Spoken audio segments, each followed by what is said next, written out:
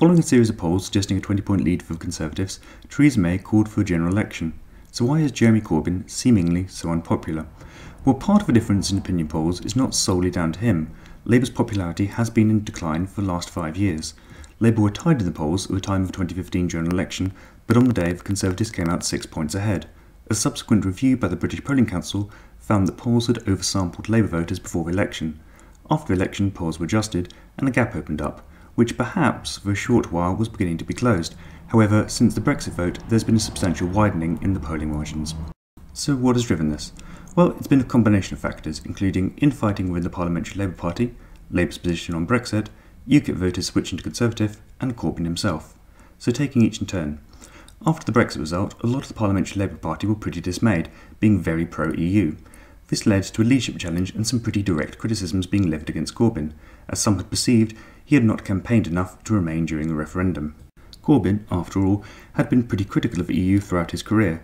He voted for the UK to leave the EEC back in 1975, and while he did campaign for Remain, there were a few questionable moments, like when he was planning to give a speech in Istanbul calling for Turkey to join the EU just 7 weeks before the vote, which some saw as an attempted act of sabotage. Labour is in a difficult position with Brexit. About a third of its voters voted Leave, while many of the Labour MPs have been extremely critical of Leave voters. To be fair to Corbyn, he has not levied such accusations, but many prominent Labour figures have.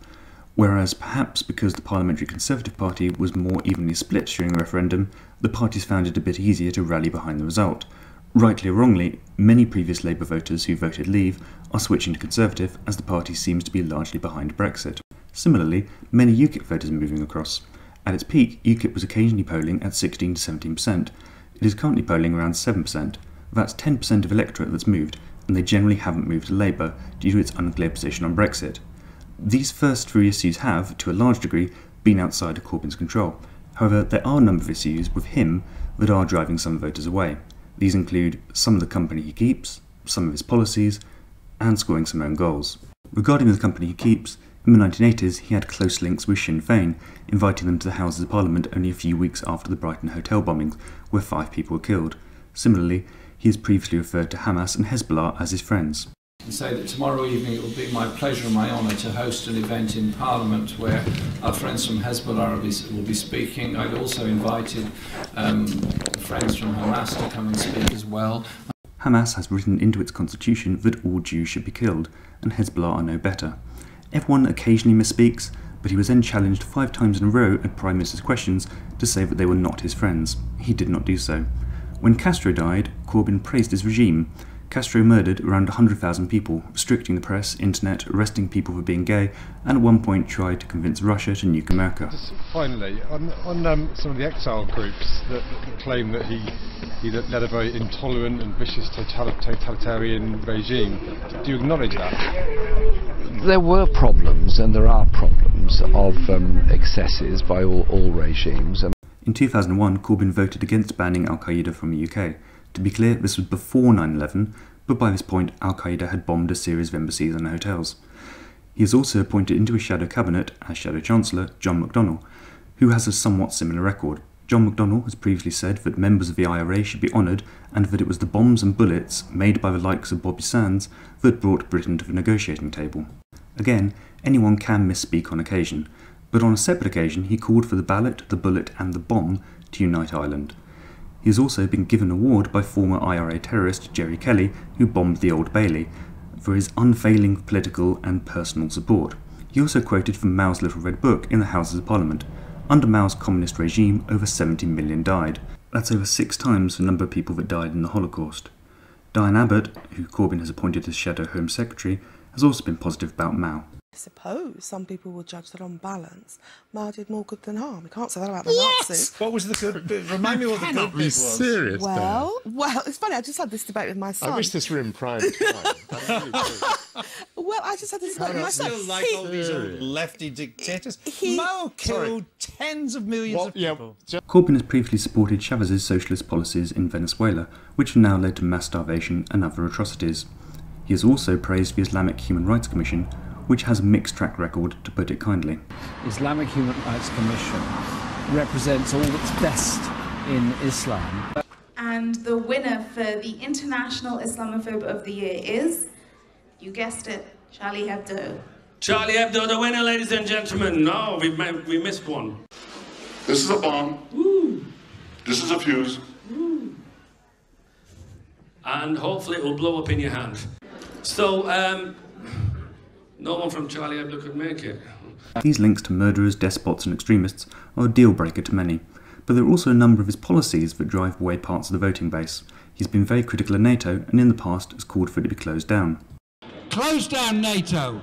He has also voted against the UK having nuclear weapons, but said that in order to keep jobs, the submarines could be kept just without any warheads. A lot of people are concerned that this does not offer a suitable level of security. Economically, he has suggested that if he becomes Prime Minister, he will borrow an extra £500 billion. That's a lot of additional debt for the country, all of which we need to be paid back at some point. He does have a number of more popular policies, but for some, the ones just listed are seen as disqualifying factors. There have also been a number of other policies he's floated, but not formally pushed, that have also received a lot of negative press, like cracking down on after-work drinks, gender-segregated public transport, introducing a maximum wage, which would result in high earners leaving the country, and putting VAT on education fees, which would mean a load of parents currently sending their children to private schools would no longer be able to afford to do so. Currently, over 500,000 UK children are enrolled in private schools. One of the problems he has in attacking the government is that economically, the country isn't faring too badly. Unemployment is the lowest it's been in 40 years, wages are rising, and notably, it's the bottom 2 deciles that has seen the greatest growth, which doesn't align to his narrative on inequality. Poverty rates have also fallen, albeit but not by much. The deficit, which has not been closed entirely, has been reduced by around 2/3. Perhaps one of the more legitimate lines of attack against the government is the performance of the NHS. Waiting times have got worse since the Conservatives got into government. However, his assessment of the issue has slightly missed the mark. He repeatedly criticises cuts in the NHS, when every year under the Conservatives the budget has been increased by more than the rate of inflation. The issues the NHS are having are more structural and require a more sophisticated solution than simply increasing its budget.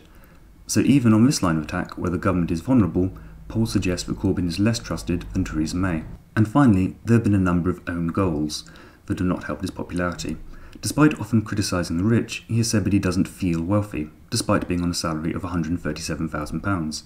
Despite campaigning for human rights, he took 20 grand to appear on an Iranian state TV channel that is banned in this country due to filming the torture of prisoners. While having a very tolerant approach to Iran and Syria, both headed up by brutal regimes, he has taken a far less tolerant approach to Israel. Why are we still allowing trade to go on between Europe and Israel? Why did Barack Obama present another $150 million to Israel to build a new missile defense system? And we will not allow our governments to go on with this cosy relationship, this cosy law-breaking relationship with this rogue state that is destroying the lives of so many people. This has led to accusations of anti-Semitism, which has not been helped by Corbyn not taking strong action against seemingly anti-Semitic rhetoric within the party. Going into the general election, the Conservatives appear to be around 18 points ahead, so unless something miraculous happens over the next few weeks, Labour will likely lose the general election by quite some margin. If this happens, it'll be interesting to see which direction the Labour Party will go in afterwards. Corbyn has suggested to Buzzfeed that he would stay on even if he lost.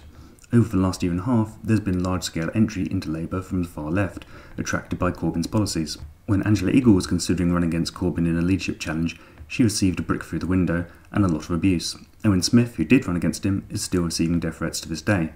Infighting is now widespread as the far-left elements look to purge the more centrist members of the party. One of the reasons Corbyn might stay on is to ensure the so-called McDonnell Amendment is passed into Labour's constitution. Previously, in order to run for party leader, you needed quite a few nominations from Labour MPs. Corbyn got this, with many voting for him to, in their words, widen the debate. With much of the parliamentary Labour Party against him, it's unlikely they would put forward another far-left candidate. With the McDonnell Amendment, that would lower the threshold, which would enable other far-left candidates, like John McDonnell or Rebecca Long-Bailey, to run for future leadership. This might be getting ahead of things as we've yet to have the election, and a few weeks can be a long time in politics.